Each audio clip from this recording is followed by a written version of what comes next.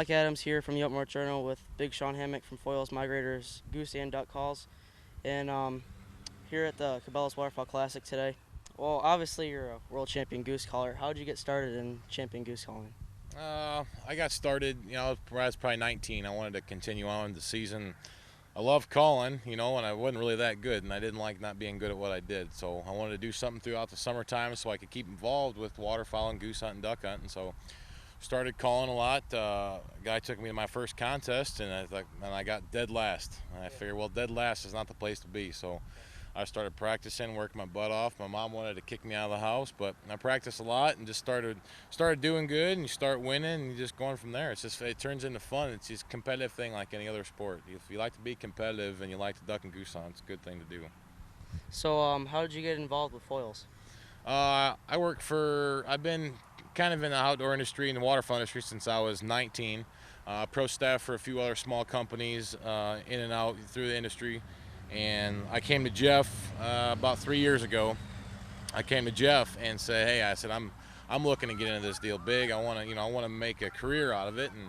And I started off pro staffing for him, just doing small things. And he offered me a job about 4 months later. He said, "Hey, you drop all your stuff up there in Michigan and come down and work for me." He goes, "We're gonna have a good time. We're gonna do a bunch of things." So I did. I moved down to beautiful Pike County, Illinois. It's not much to do down there but work.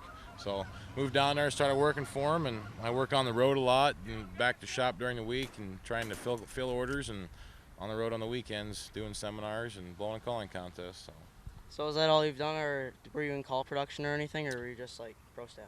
To be honest with you, I've done probably everything there is to do at the shop except a lot of the smart math paperwork, adding up numbers. I'm not good at that. I mean, I can tune calls, I can fill orders, box orders, UPC calls. I can answer the phone. I handle all the customer service emails. Guys have questions about calls. "Hey, I need my call tune like this." I handle a pro staff. I got 120 guys on our pro staff. I run all those guys around all across the country. I'm on the phone all the time with them, getting them at certain stores for grand openings, stuff like that. I'm on the phone a lot with dealers, making sure we have product in the store. I do a little bit of everything. Anything from cleaning the dog crap out of the kennels outside and mowing the lawn. So there's so much small things to do in our business. Everybody kind of has a bunch of little jobs. You just got to kind of keep going and keep busy. So when you first started calling with competition, were you using polycarbonates or were you using acrylics or anything? No, I started on acrylic. I mean, if you're going to do it, you might as well do it everything best. You know what I mean?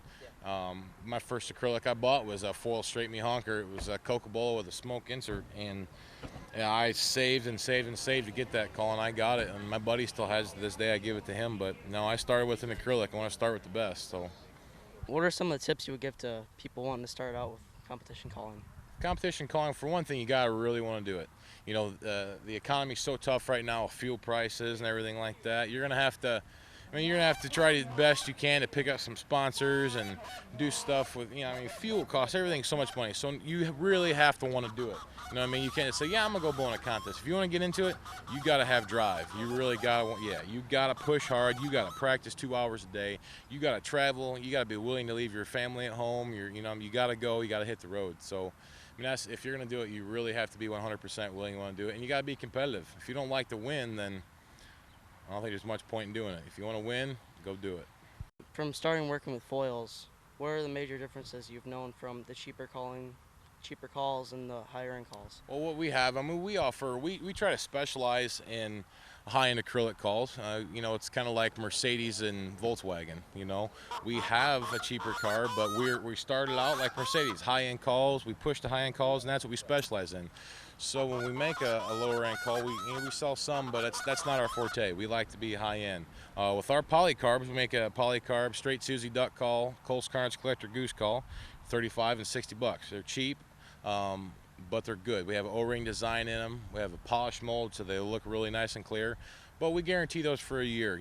Stuff happens. It's polycarbonate plastic, a little thinner. You don't quite get the wholesome sound, the pure sound out of it like you do in acrylic.